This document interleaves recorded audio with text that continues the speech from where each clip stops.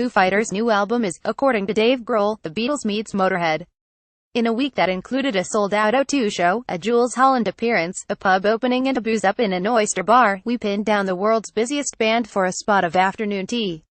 Pat, what are these little sparkly things in our dessert? Dave Grohl is poking at the contents of a miniature Eden mess with childlike glee, in the dining room at London's Savoy Hotel. I've noticed they use a lot of real gold in the desserts here. Foo's guitarist and hardcore punk legend Pat Smear muses, eating a teaspoon of his pudding. You all usually undersweeten the whipped cream, but this is nice. It's lunchtime and we're having afternoon tea with a third of Foo Fighters.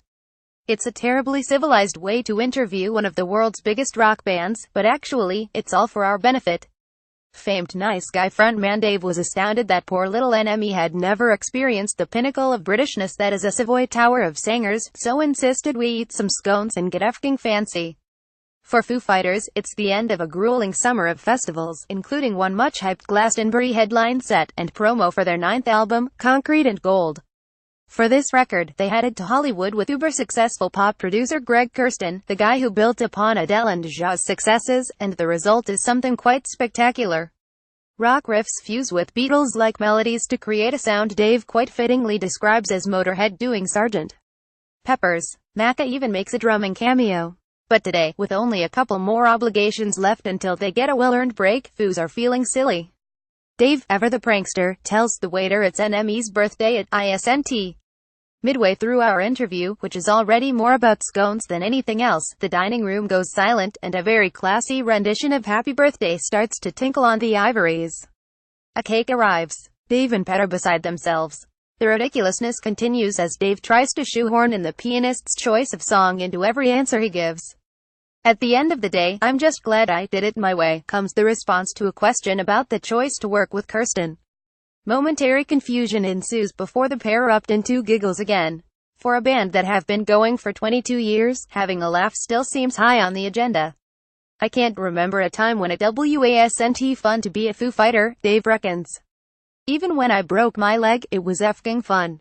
We had a party that night. Fans will remember Dave's onstage leg break in 2015, now the stuff of rock legend, which saw him finish the gig with a paramedic holding his bones in place, but later pull out of their Glastonbury headline slot. Ever honorable, Foos were back this year to deliver one of the most memorable sets in Worthy Farm history. 2 days before our tea-drinking sesh, Foo Fighters played a sold-out show at London's O2 Arena, rattling through almost 3 hours of hits from their epic back catalogue.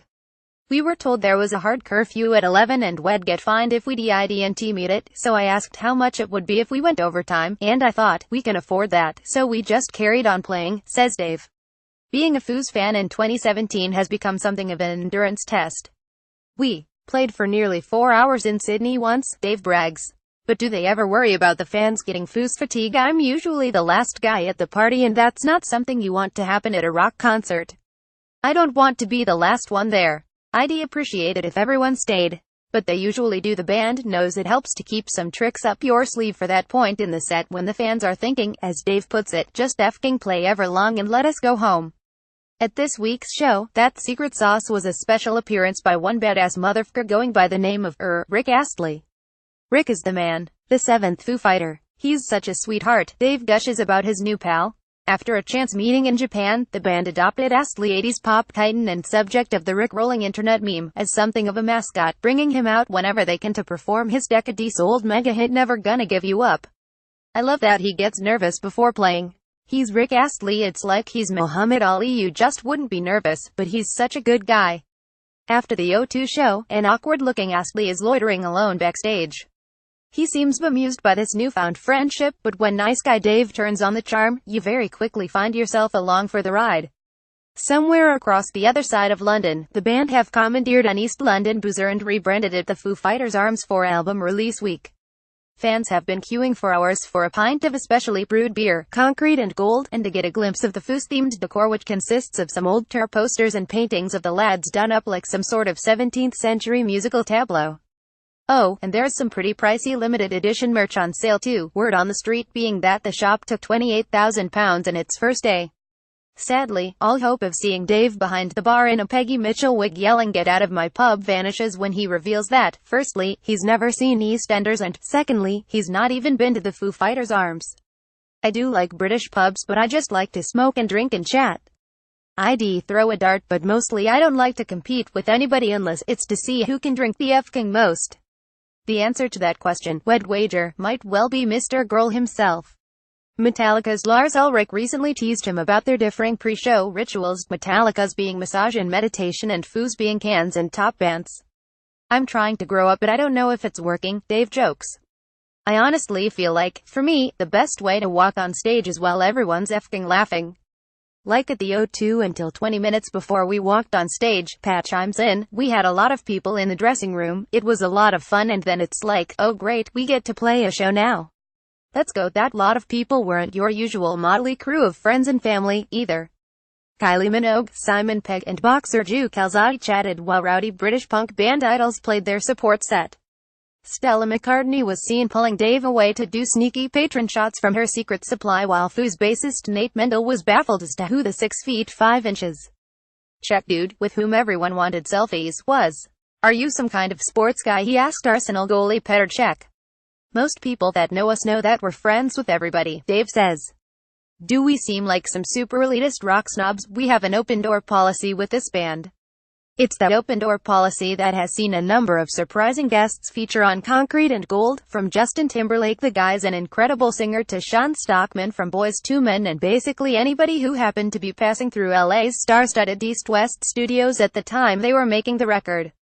When you're in a studio like that and Rufus Wainwright is down the hall and the guy from Deep Purple is in the other room and Lady Gaga is wandering around and Wolf Alice were there for a week, I was just doing all this crazy barbecuing and talking to everyone. Gaga would come in and listen to the record. Wolf Alice were scared of us though, I think. Later on at the NME photo shoot, drummer Taylor Hawkins further confirms, over a brew, that this band really are friends with everyone.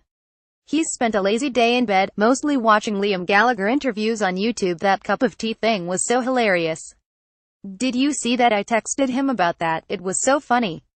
The night before, he and Nate had been for a late-night chicken tikka masala with Queen's Roger Taylor and Brian May. It's a bit of a tradition, whenever we come here, to go for a curry.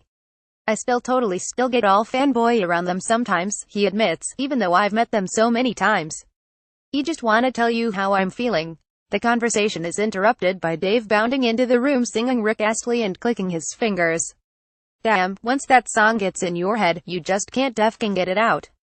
The band are whisked off to the Royal Albert Hall for a special 25th anniversary episode of Jools Holland's later show where they perform a mix of new and classic material. They're required to be on stage throughout the 2.5-hour recording. Taylor gets fidgety, drumming along to everyone else's songs on his bright pink kit that's decorated with his parents' faces. Dave goes bananas during times like these, thrashing about in front of some unassuming Jools fans who look like they've come straight from work. Kylie and Stella McCartney are dancing in the box to our right, and it's McCartney's local, a tiny Notting Hill oyster and Guinness bar, that is the destination for the after-party. She and Kylie are the first to arrive, shortly followed by Reese Witherspoon, Jools Holland, KT Tunstall and, of course, the band, who work the room, chatting to everyone, despite Dave admitting he's shattered. You wake up every morning on tour and you open your eyes and think, does my back hurt, does my throat hurt, do I have another show in me, he says. We were doing 3 countries a day in Asia. I'm f***ing exhausted. I have found a cure for insomnia though, the BBC Parliament channel. But with a bit more of McCartney's magic patron, Dave's on his feet, passing around cigarettes, the smoking band doesn't apply if you're a Foo Fighter, and joining Kylie on the dance floor to bellow out the words to Toto's Africa. The jukebox is manned by the band's tour manager. Dave shimmies over. This was my first punk rock record in 1979, he yells as the spooky synths of the B-52's Planet Claire start to play. After many more tunes, at one point Kylie is assigning instrumental parts to everyone in her vicinity. I'm the triangle. We leave Dave in the pub in the early hours. Things are winding down. Sometimes I wonder if f***ing Everlong is too old for us to play now, Dave mused over tea. Earlier in the day, you see kids in the audience singing along to Run, but if we bust out This Is a Call, they're like, what's this f***ing new Foo Fighters song? It's weird. We've been in a band 22 years. It really is a long time.